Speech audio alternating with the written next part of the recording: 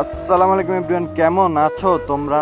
তো বরাবরের মতো নিয়ে আসলাম আমি নতুন আরও একটি ব্লগ। তো ব্লগটি দেখার জন্য তোমরা আমার সাথেই থাকো। তো আমি এখন যাচ্ছি এটিএম বুথে টাকা তোলার জন্য।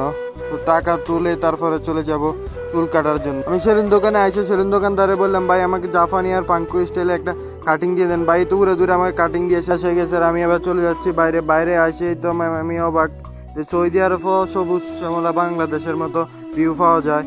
পুরো ভিউটাই অস্থির, তাই আপনাদেরকে দেখানোর জন্য আমি পুরো ভিউটা ভিডিও করে নিছি।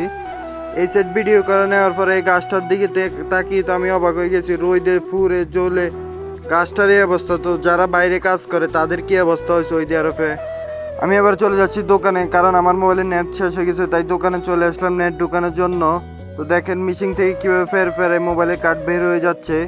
আর দোকানদার কাকা তো একবারে মানে চটকা দিয়ে টান দিয়ে ছিঁড়ে পাচ্ছে কাঠগুলো ছিঁড়ে উনি আমার কাছে দিয়ে দিল। তারপর আমি ওখান থেকে একটা ঠান্ডা নিয়ে ঠান্ডা খাইতে খাইতে রুমের দিকে যাচ্ছি।